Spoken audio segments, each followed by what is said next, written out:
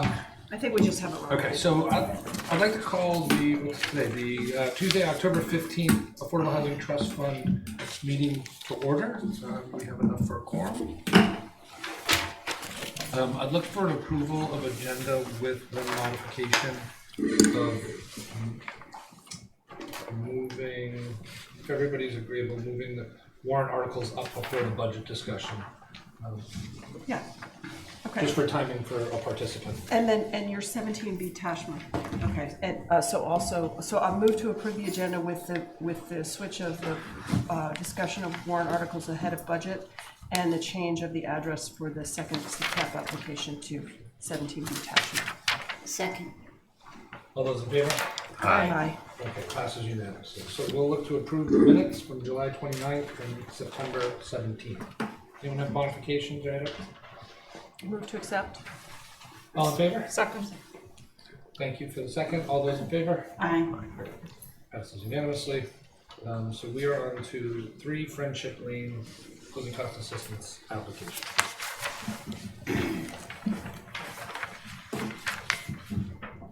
Does anyone have any questions on the application? This was included in the packet. That was fully complete in the packet, right? Mm-hmm. Yeah. Okay, I was just out of a point of curiosity, are they moving the existing house to the back lot? I think they're constructing. But I think it's the front lot that's, That's under construction. I'm not sure. oh, no, I was just curious. No problem. Okay, so I move to grant up to $15,000 closing cost assistance pending final numbers for 3 Friendship. Second. All those in favor? Aye. Passes unanimously. Thank you. Application number 2. The applicant has joined us. Thank you for coming. Does anybody have any questions? I just want to note that I had noticed that some of the documents were not in the packet that we got by email, but they have been submitted, so we do have a complete application. So. No, it's fine. No, it's fine. Just, We were waiting on the loan estimate from the bank, which Lauren was supposed to get to me by Friday. I received them this morning. But we have them. Great. so it is complete. And just the agenda, I think, said Gregland, it's Tashma. Oh, I kept calling it Gregland. Yeah. I don't know why I did that. So just Sorry. with that It is correction. Ashma. Thank you. With that correction, I'll make a motion Yeah. for approval. Great. Is there a second? Second. All those in favor? Aye. So moved. All in favor? Thank you. Thanks for your name? coming. What's her name? What's that? What's her name? Patty. Oh, that's cute. Hattie? Yeah. Harriet. Yeah. Nice. So you guys are building? We're moving a house from 46 Westwood. Oh, that's okay. Gil Dutra's. Yes, Cool. that's right. Awesome. Yeah. So it's a big undertaking. A lot of stars need to align still, but. Oh, yeah, it'll work we're out. ready. It'll be good. We're That's glad that you won congratulations. in the process. So Yeah, Yeah. thank you very much. Cool. Appreciate it. We Yeah. love it. This is one of my favorite things. No, right across from school too. Oh my God, this is perfect. Yeah. Yeah. Well, congratulations. All right, well, thanks for taking the time to come out. Yeah, no worries. Thanks for Congrats. With the shift in the agenda, we will now take on discussion of possible warrant articles. Just for the record, we'll note that Rita is just joining us. Welcome. Thank you. And Judy, if you want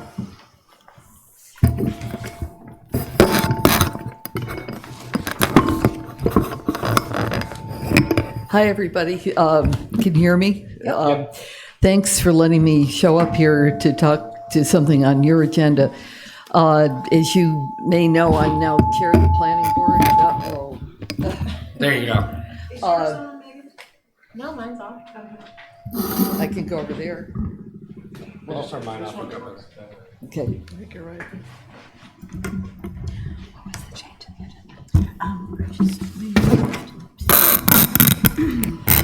So the planning board has been trying to meet quarterly to talk about policy issues and has been doing that particularly in the last quarterly meeting, and we'll be doing it again to review our own planning board developed annual town meeting proposals. I'm also working with Brooke and others on the Tucker and Megan now and others on the open space working group that we kicked in last in the spring to talk about intersection of open space conservation areas and housing. So I wanted to just share that with you and say that my own hope would be that every year going forward, there might be some kind of town meeting proposal related to affordable housing, and that the planning board could help facilitate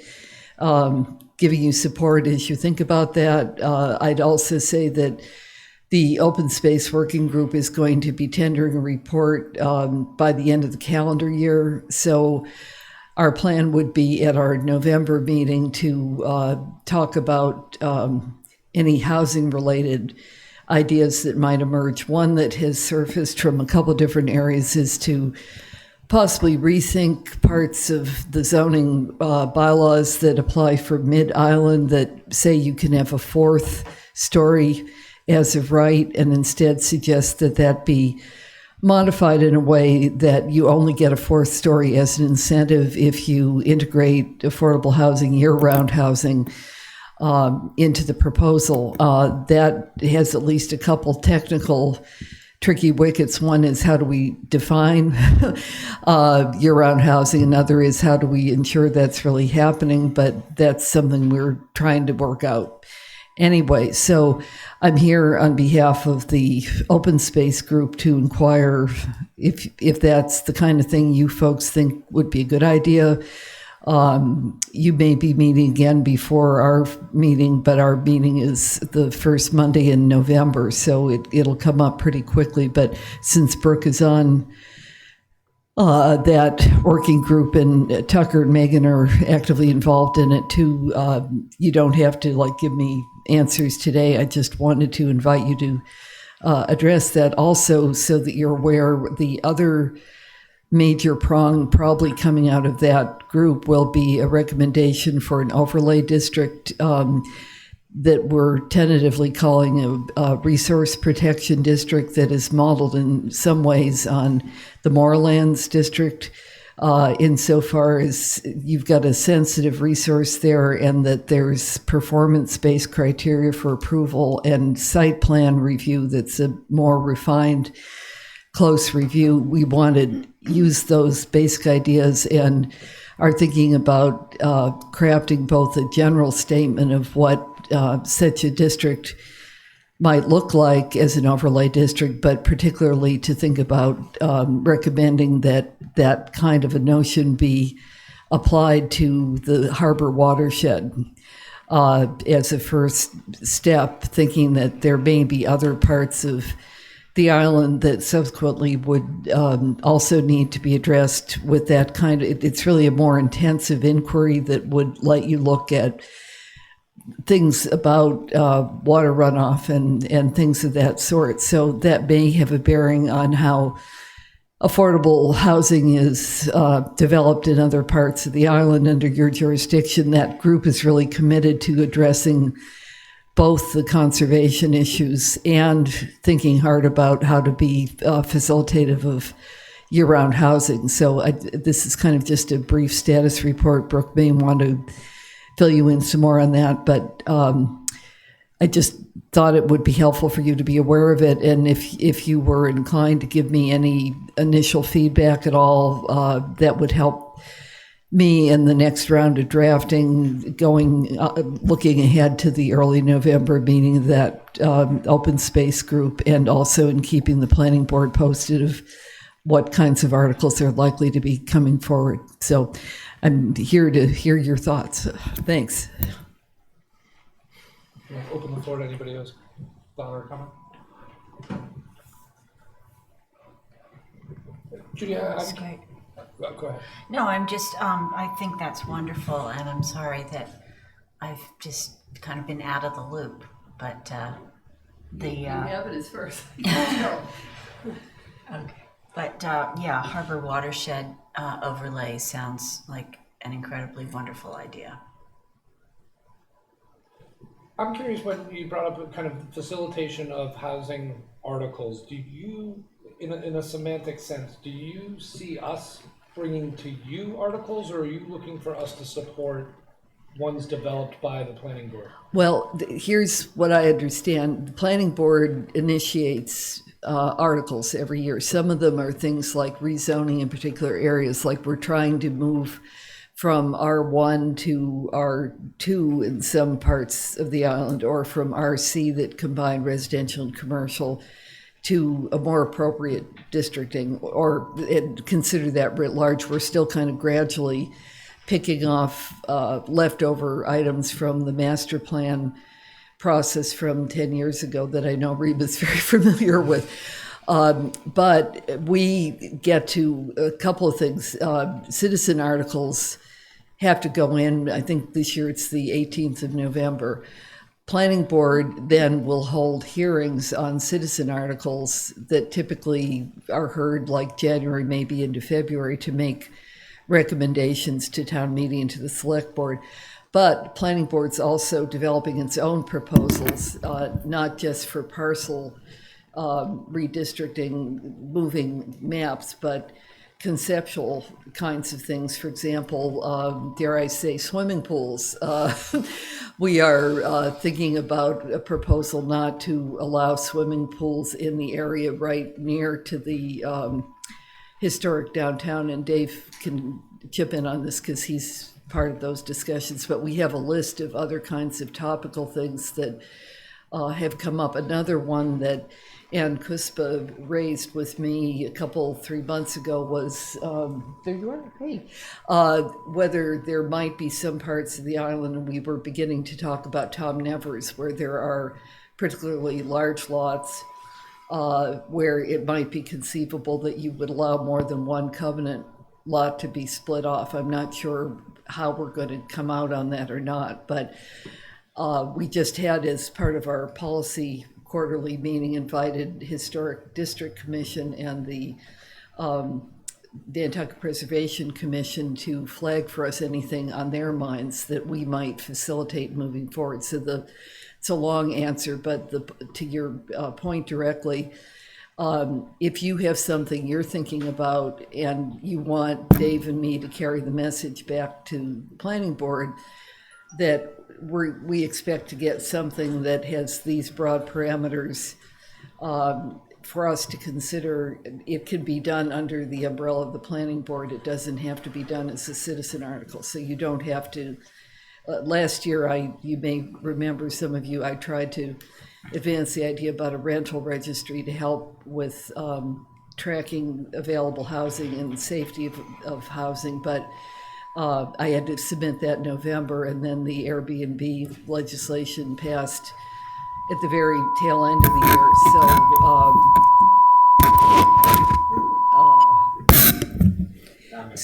So FinCom didn't recommend that. That was not a planning board proposal, so I didn't try to bring it up at town meeting, because the point had been to develop something in the event the Airbnb legislation didn't pass. So to save you having to go and get a petition and everything like that, I'm really trying to act as an emissary for the planning board to other policy bodies like you folks to say, are there things that are on your mind that we can take back and begin to process? If we do that, it might be we'd ask some of your leadership here to come, or your designee to come and be at a meeting where we're going over ATM proposals. We're doing that systematically, have been doing it August, September, October.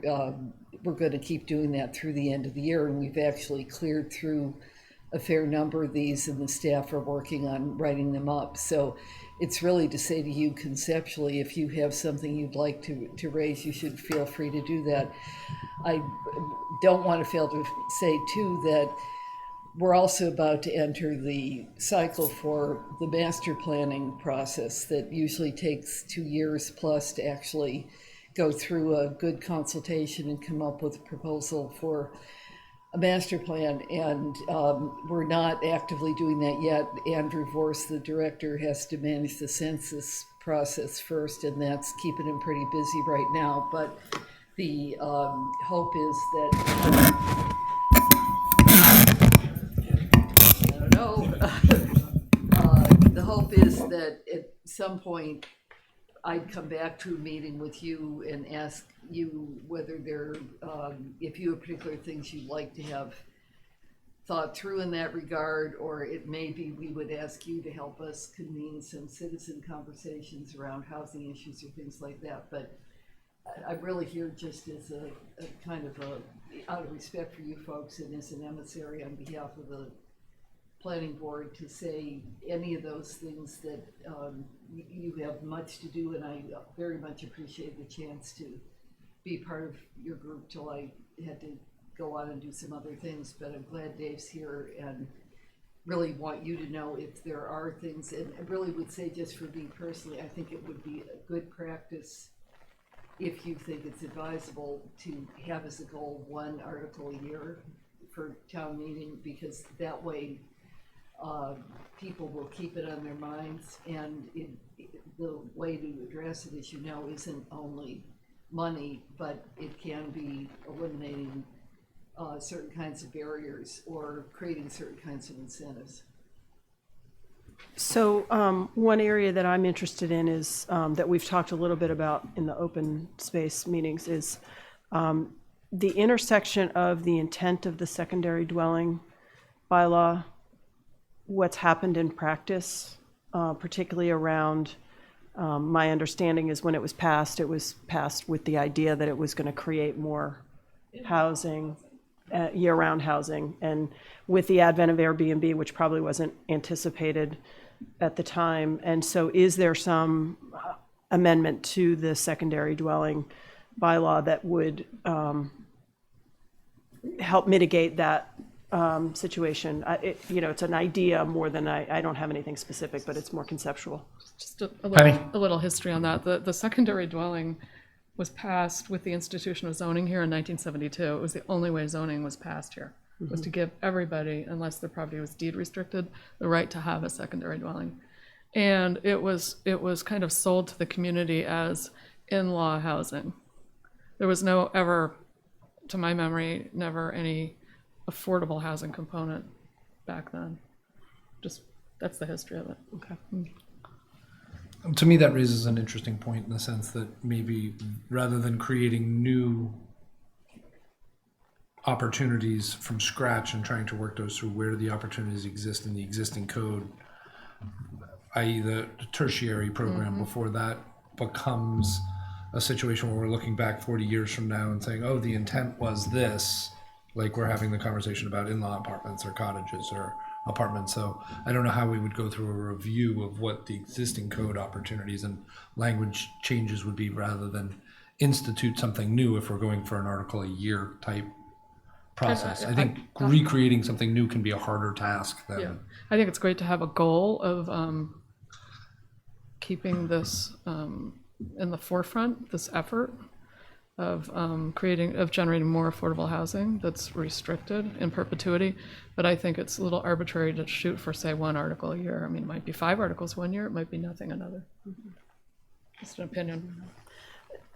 I mean, maybe another way to look at it is maybe there's a square footage bonus on tertiaries if they're affordable or something like that. So again, to your point, tweaking something that's already existing, but your tertiary can be more than a tiny house if it's deed restricted, or Or it could be less. Yeah, it could be right? less. It could be That's right. 400 square feet if it's an 80% unit Right. versus 650. yeah. That'd be a year-round unit. I have to veer slightly. I just thought it was so interesting when Judith was referring to resource protection districts. And I started to think, is she talking about like affordable housing resource protection districts?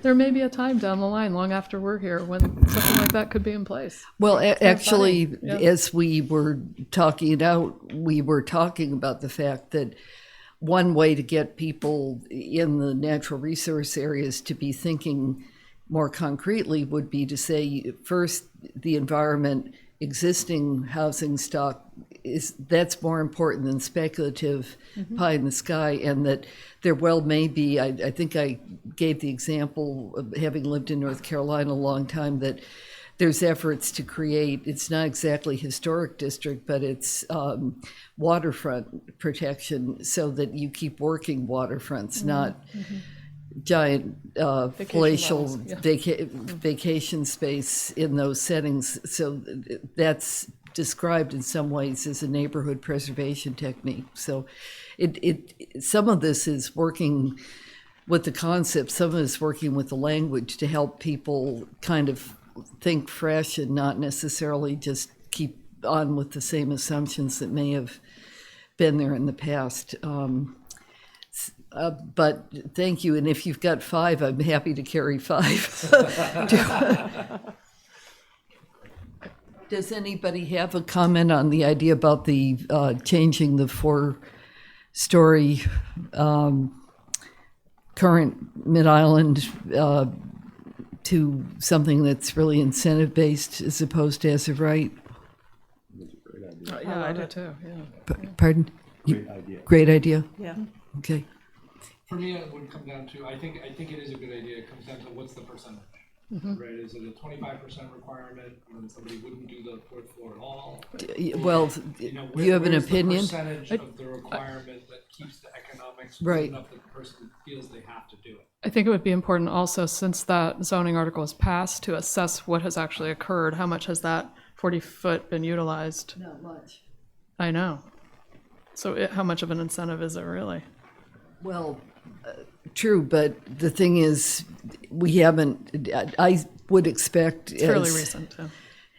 as time goes on and other options don't exist, that'll come back into play. I think, too, some of the, like when the fire station isn't where it is and when Richmond is fully on its way, and that for myself, depends on what's with the economy, but I'd say if the economy didn't flatten out, I'd expect something to start moving in a couple of years. So, 3 lots on Orange Street Right, that are right, all viable at the Right, moment. exactly. I would say that also my thought would be that I wouldn't want to see it restricted to the 4th floor. Again, going back to the economics of the developer, that it could be with any space in the building. Scattered site? Or Scattered site within the building. Yeah. Yeah. Yeah, but the allowance to go to the 4th floor requires an affordable Requires component a in the per- building. yeah, a Yeah. Special percentage of permit, affordability, yeah. I love that as anticipatory of the potential negative consequence of not doing it. But because it's not being utilized very much now, it's sort of like, let's do it now. Get ahead of the curve. It In will be anticipation. utilized at some Yeah, point. I that's mean, when there's no more room to go out this way, they're gonna go Yeah. up. There's a lot of property for sale at the moment that all qualifies that as soon as the first one is passed, Yes. right? Because there's gonna be an HDC hurdle for the first one. It's not that far off. Sounds like a good place to start. And then, Yeah. and then on the open space committee, Brooke, you serve on that? Okay, so we have and a conduit. yes. And I wanted to say too, Ken has been very helpful and has been attending when we give him notice, so he knows that it's meeting. But if anybody else, it's an open meeting, and we've been meeting at the Land Bank Conference Room first Monday, 1:00 in the afternoon. So if anybody else would like to come, we try to be not hostile to visitors. So, okay. Anything else that you decide to? I'm going to stay. I've got a 2:00 meeting over there, but I'm interested if I can to just stay and see what else you come up with. Of course. Thank Thanks. you, Judith. Thanks, Thank you. Judith. Thank you. Okay, wrapping that up, we'll come back to budget discussion, general overview and authorizations. So I'm gonna pass to Tucker to work us through the spreadsheet. Yes, thank you. This is simply a updated version of what you all have looked at the last meeting.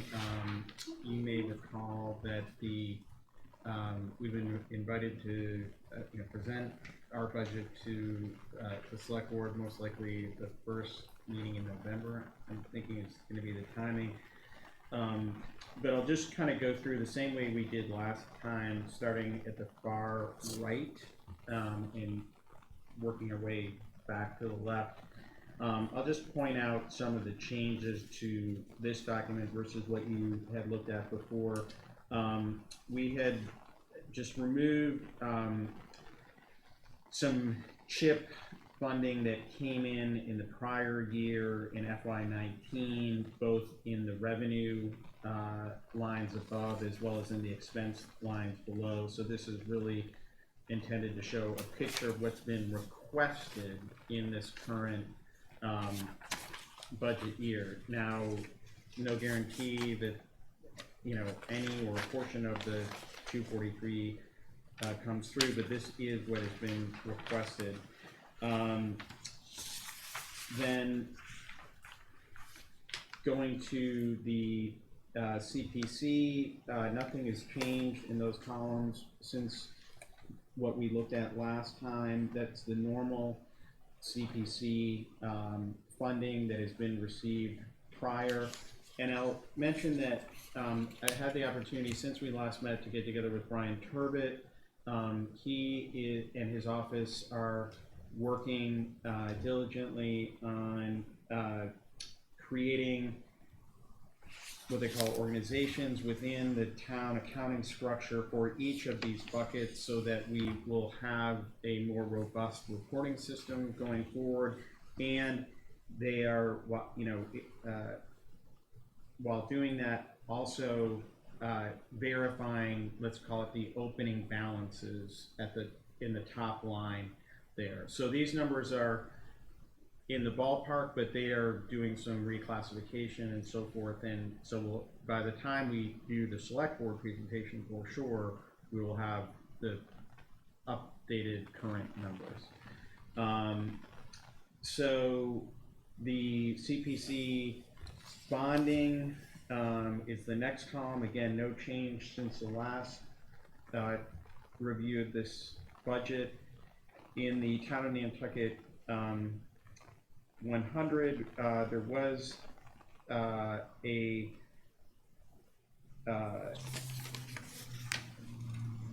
effect a double counting in the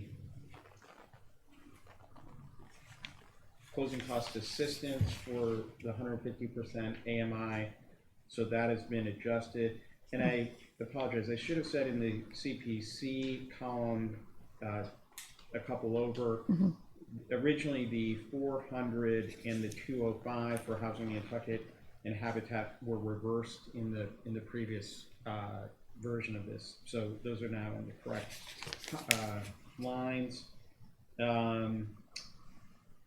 Continuing along, the town of Nantucket $1 select board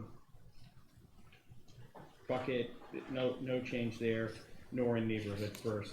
We have clarified with town council regarding neighborhood first and the $5 million bonding authorization from CPC that let's say routine expenses associated with the day-to-day work of the trust in the housing office cannot be allocated toward either of those buckets. That legal work in conjunction with a specific acquisition would come out of those buckets, but general work on how can these funds be used and questions like that come out of the regular trust budget, if you will. So moving into next year, you can see the CHIP use, that anticipated use toward the closing cost program. We have under CPC some requests on behalf of Housing Nantucket and Habitat for Humanity, as well as additional funding for the closing cost assistance program that has been requested of the CPC, the 800. Again, no guarantee, but that is how we are thinking about it presently. You can see a line item in the $5 million bonding, anticipation of purchasing some land as was originally intended for this bucket or pool of funds. The next column, sort of the general funding column, none of the amounts has changed under the operational expenses. We did do some adjustment on the covenant lot creation program. It simply moved, had moved and reduced by half the award, if you will, toward that program for next year to the $1 bucket.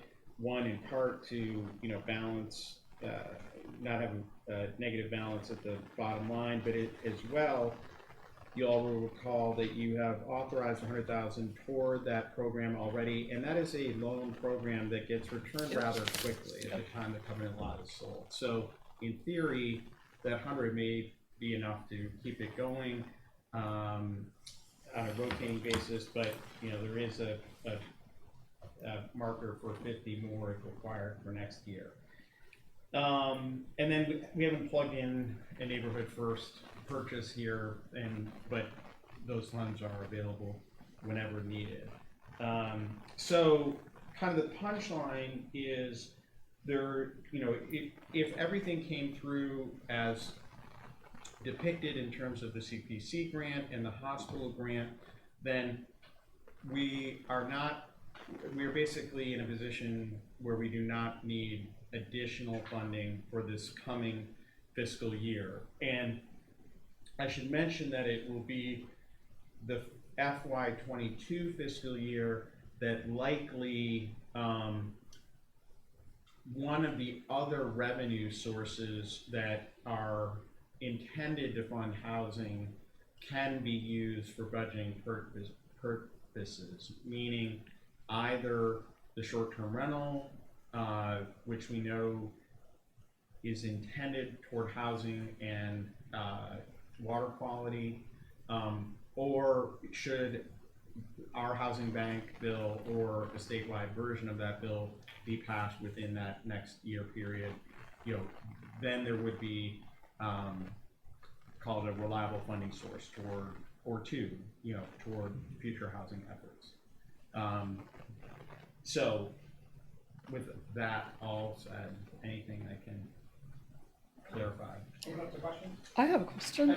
Yeah, when does the $20 million start? When do the taxpayers start paying for that $20 million? When we actually start Take it. borrowing. Thank you. And it's not all borrowed in one lump sum. Understood. Yeah. Thank you.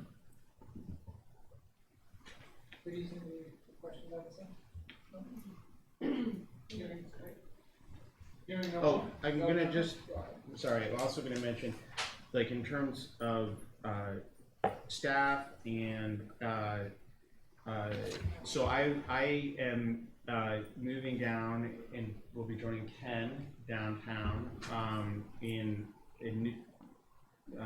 slightly modified capacity as municipal housing director. We have, feel that it's important to have some additional staff support administratively. Megan is moving on to a new assignment herself before too long, and sorry, didn't mean to be totally on the record. Sorry. Well, she might be doing something like that. And anyway, so we have said, this is kind of an important thing for us, and Libby has indicated she recognizes that, and there always are a lot of competing demands, I'm sure as you all understand, in the town budgeting process, but we believe that this is seen as a priority. So. Great. Yeah. Exciting news. I do have one question about town council's clarification on use of neighborhood first and the CPC 5 million. Yeah. So does that need to be acquisition related? Was Yes. that the determination? Okay, so, Well, the neighborhood first can be used, like we talked previously, I think about if their town owned an existing site and there was some infrastructure requirement that it could potentially be used in supporting the development of an existing owned site. right. But the CPC 5 million is really oriented toward acquisition. Okay, because that was our question at our CPC It was, interview. and we've gotten clarification on that. I'm working on that. I have clarification. I'm not sure that it is fully understood. Right. Okay, Right. thank you, Ken. For anybody any questions? Hearing- So if everyone feels good about this with the tweaking that Brian's office is doing, this is what we intend to use as the basis for the discussion with the select board. Great. Just as an observer from the CPC, what you as a group have done relative to Yeah.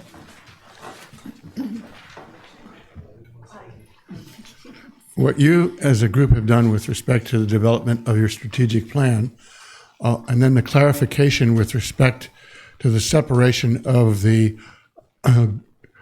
pockets for different levels of funding, and the strategy around how each of those is to be used to be implemented, I think is really fantastic, and I think provides a major level of credibility. And I think the town will recognize that the $20 million will in fact be appropriately spent because of the structure that you've put into this organization and the approach that you're taking in terms of how to address your responsibilities. Thank you, Karen. Okay, hearing. Thank you. Hearing no more discussion on the budget, we'll move down to, let's see, what do we have? Some item number 7, general updates, covenant lot creation program. Yeah, so we just are really awaiting a final,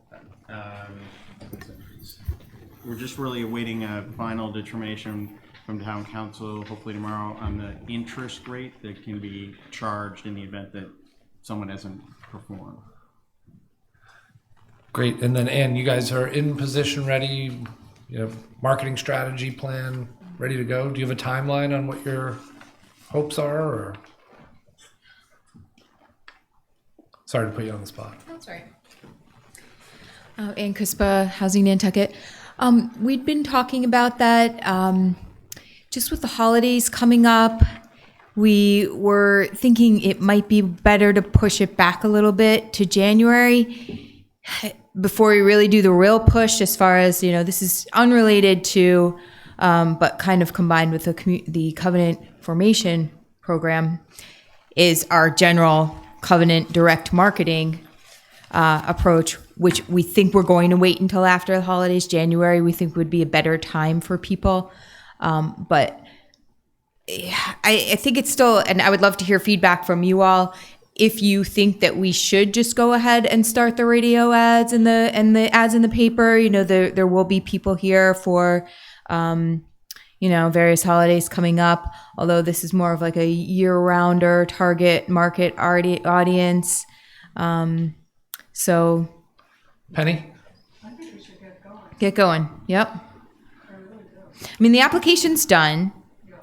The mortgage, town council's looked at that, and we have all that. We know like the procedure, we know how it'll all go, and then like Tucker says, it's just that interest rate that we wanted town council to confirm. I mean, there's a limited amount of funding. Because there's a limited amount of funding, I think there's going to be a pretty high demand for this, and I just think I don't see a really good reason to wait. I mean, if you're ready. Yeah.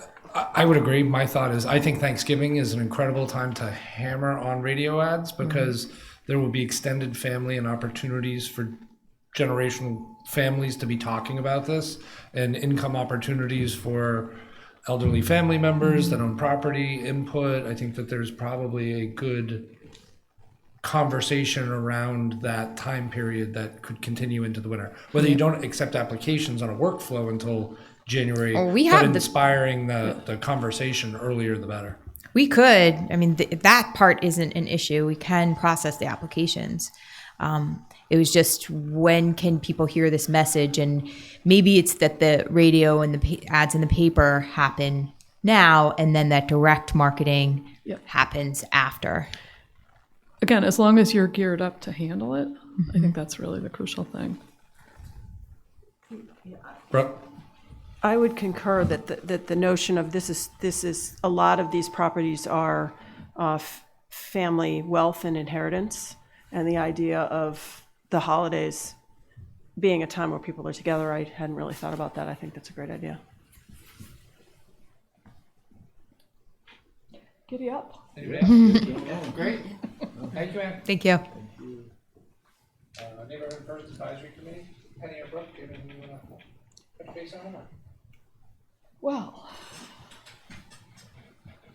Yeah, why don't you go?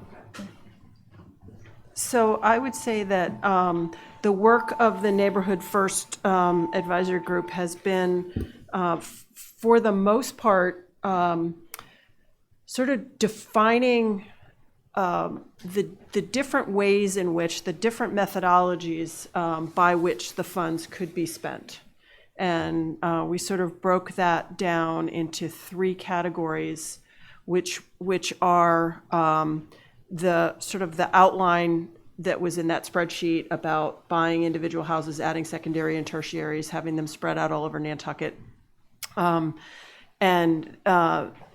then the other one was purchasing buy downs on rentals by funding or allocating grants to landlords in exchange for deed restrictions for a period of time on rental properties. And then the third is sort of a little bit denser, a larger scale, appropriately placed, more cost-effective development that would be very site-specific and would also, and so the advantages and disadvantages of each methodology have been discussed at length in our meetings, and some of the things that we're talking about are how do they contribute to shy list management and safe harbor management, and how do they fit with sort of the intent of the scattered site and disbursement of affordable housing around Nantucket, cost per unit being a big piece of it, the scattered site model being significantly more expensive than the somewhat denser, larger number of units in a development that gives you access to financing that brings the cost per unit down significantly, by tenfold. Yeah, I need to add to that. When the cost per unit is reduced, it enables the community to house more households. Right. And so we're trying to have as deep and thorough a conversation about the benefits and costs, the advantages and disadvantages of each of those methodologies. And at our last meeting, the covenant buy-down piece was really found by the whole group to be the least attractive of the three options for a number of reasons, not the least of which is it has a short duration. And the potential for displacing people who are already in year-round housing in order to get affordable housing. And so there were a number of reasons why the group sort of felt that was the last thing we would like to pursue. So it looks as though there's going to be a combined strategy of the first, which is that scattered site, really small scale, 2, 3, maybe 4 houses on a property kind of development in various areas versus some, I would describe it as sort of medium to small scale, larger development, the 20 unit, 25 units gives you access to significant financing advantages. So we're scoping that out. But I want to reiterate for the record that site specific and appropriate siting of anything that we do is probably driving our decision making a lot. So that's kind of, we'll be finalizing those analyses, tools, and making recommendations. And then the second piece of the work will be about establishing criteria for selecting one property over another property when we're put out RFPs. Dave, do you have a question? No, I mean, I just think that our biggest struggle as a group with Neighborhood First is how to remain true to the original article, yet get our biggest bang for the buck out of what we have. So that's really, I think, the struggle that we're all having right now is how do we stay true to that article, yet keep cost per unit as low as possible so we can get the most units. I want to add also that other sort of elements or standards have come out of these discussions, which have been, I think, really helpful and kind of eye-opening, such as energy efficiency, aesthetics, just lots of other design parameters, and I think that's been a healthy discussion. Mm-hmm. I have one question on the 25. Do they have to be the same size, or can they be varying size? So great. Yeah. And I want to reiterate that our mandate out of that article, we feel very strongly, is twofold. Yep. It's creating appropriate affordable housing that fits with Nantucket, and managing safe harbor so we're protected from Chapter 40B developments till we reach our 10% goal. And those two, the one, buying individual properties around Nantucket makes it a lot harder to achieve the goal of remaining in safe harbor. So that's a balancing act too. So we heard loud and clear that staying in safe harbor was a critical element of what this article's intent was. So. Any questions? Hearing no more, move on to an update on 47 Fairgrounds. Do that. So the select board met last week, and there had been a bit of back and forth with the owner of the property. The select board had initially wanted to really maintain the original agreement, which was the update that I had last time. But the property owner came back to us with an offer to essentially buy the Affordable Housing Trust out of the covenant lot. And the select board voted to go ahead with that, feeling that this has become a learning, an opportunity to learn for future situations like this, how we didn't set it up in a way that protects the covenant, really protects the town the way we should have from the start. And rather than dragging this out any further, that we would just try and close this out and the money will go back to the Affordable Housing Trust. There was no specific vote or any restriction on it, but there was a sense that the board would like to see it be used for the development of another covenant lot. So. Thank you. Update on the data platform? Email or Brooke? I can speak to that. I had a conversation with the folks at the data platform, and they are anticipating their report at the end of the month for us, delivering their results. The way they continue to describe it is that their data scientists just kept finding more and more and more and more, and just dug deeper and deeper and deeper. And now they're in the process of validating all the data and putting together the report for us. So we should have that at the end of the month. And they're very excited about what they have for us. So I am too.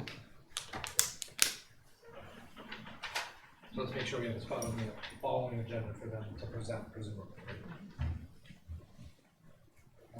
Any other business? Do we get to have a holiday party? Sure. Are you baking? No, well, I don't know. I was thinking we could do something for affordable housing. A bake sale for affordable housing? I don't know. I'll give it some thought and come back with ideas at the next meeting. Okay, great. Yes, exactly. That's a good one. That's a really good one.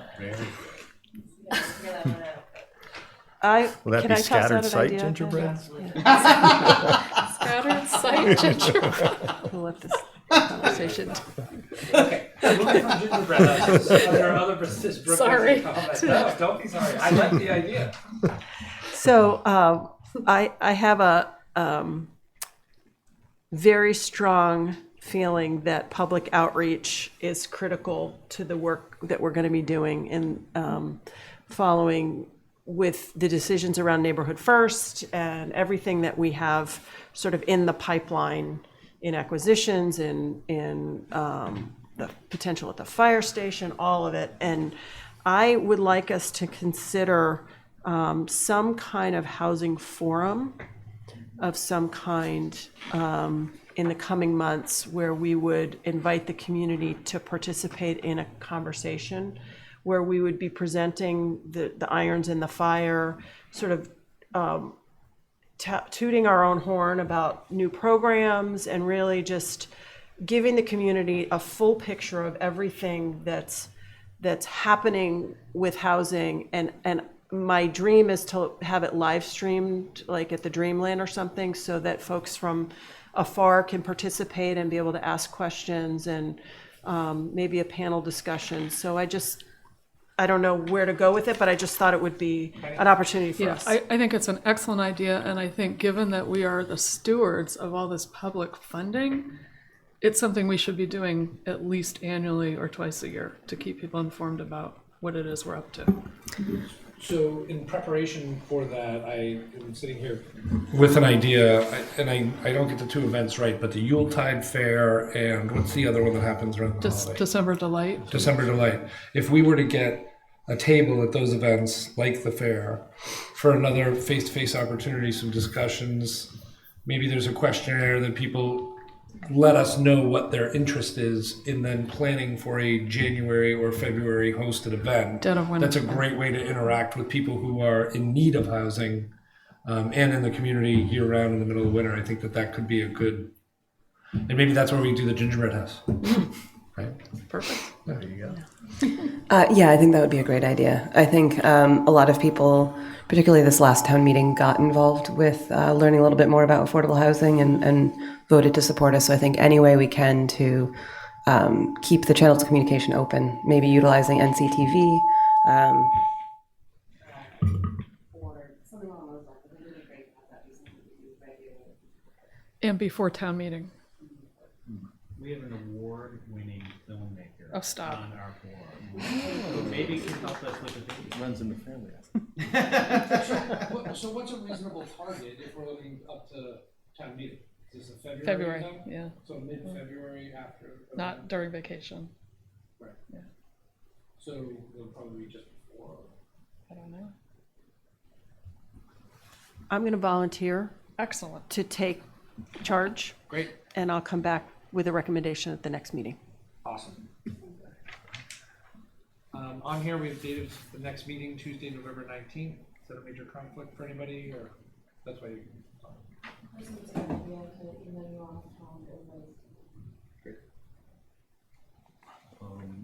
It was something that everyone might be interested in. Just wind of a citizens article for a zoning change in Tom Nevers. I don't know, have you seen that from Mark Getter? I've heard about it. It's kind of a great idea, I think, but any input you guys have, you know, I think he's pretty set with it, but any input you guys have. So the Lug 3 zoning in the western portion of Tom Nevers, you're talking about changing it to Lug 1, but only letting those people subdivide once, one primary house, and they're allowed to each have a covenant house on each lot. So it could conceivably create, if it passes, an extra 6 covenant lots out there, I think. And this is just on the ABC streets? Just on the right-hand side. northern side of those ABC streets, Right. just those big, long lots. So there's like 12 lots at the very wow. end. I don't even of think there's lot. that many lots, Right. but yeah. So just an interesting thing that Ann's heard about, and I think a few other people, but So those 3-acre lots could basically become 4 houses. 2 No. covenants and 2 yes, single families. yes. So I don't think it's a huge increase in, Overall density. no. The biggest thing would be probably septic Septic. capacity. But they have- the Consideration. Yeah. limiting factor. But they have big enough lots where I'm sure they Yeah, should be able just to how they figure get that out. divided up, Yeah, right? yeah. And there's still that secondary role. No, No secondary dwellings, primary. And covenant. And they can carve off a covenant and that's it. So basically, it's a two-house bonus addition to what's. Yeah, and I mean, those people have had the ability to do covenants forever and haven't taken advantage of it, so, I mean, I'd like to see them do the covenants, but chances are it's just gonna end up being one house on one lot, one acre lot, so reduces the density and opens up some possibilities, so. When's the planning board look at that one? I think it's on our radar for next meeting, It is, yeah, 7th, I think. in November, early November. Yeah. Is it in early November? I don't know. Thursday, 6 o'clock. Is The it this 17th, Thursday? it's the 17th, yeah. This Thursday, so Yep, it's, I think sorry. it's, it's on the bottom of the You're on. agenda somewhere. That's an interesting idea. Yeah, It's a good I one. thought I'd throw it out for you guys to hear, so. As you go on that Town Members Road on the right-hand side, Yes. We, around the curve, No, Before the curve. before the curve. before the curve, halfway up the hill. It's, all the way it's, to Clarendon. it's, It's the very beginning of Tom Nevers Road. it's those Basically first starting few from alphabet Clarendon. roads that go down that contain all those rectangular, they're, ones. It's all they're the like old- it's all the old 166,000 the square little foot railroad lots. lots. Closest to Milestone, yeah. Yes, And then- exactly, and then they all back up on conservation. Yeah, right. okay. Yeah. Okay. Any other business? I Tucker? just was gonna mention, Richmond held its lottery. Yesterday morning, they had to postpone a couple days due to the weather. But for the affordable rental units, the first 24 affordable rental units. And just, I thought it would be of interest to the group about the demand for those. Basically for the 1-bedroom units, they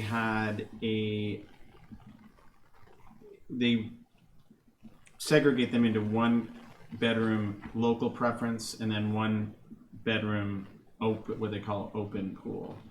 But so for the local preference units, they had a demand of 4.4 to 1 from local people. So for basically every 4 unit, there was one demand for the 4 people demanding 1 unit. And that's just the local people. So then on the 2-bedroom units, the demand from local people for the local preference units was 7.1 to 1. On the 3-bedroom units, the demand was 12 to 1.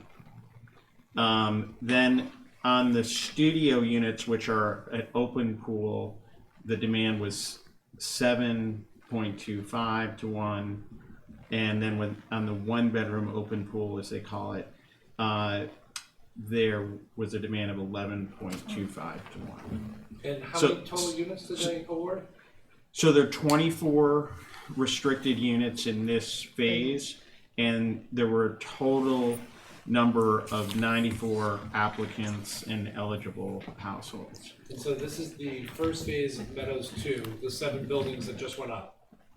They're not, There are more units they're constructing, but yes, it's So 9. my understanding is there's 7 more buildings arriving in the next month. Yeah. To go up around the ones that have just gone in place. Correct.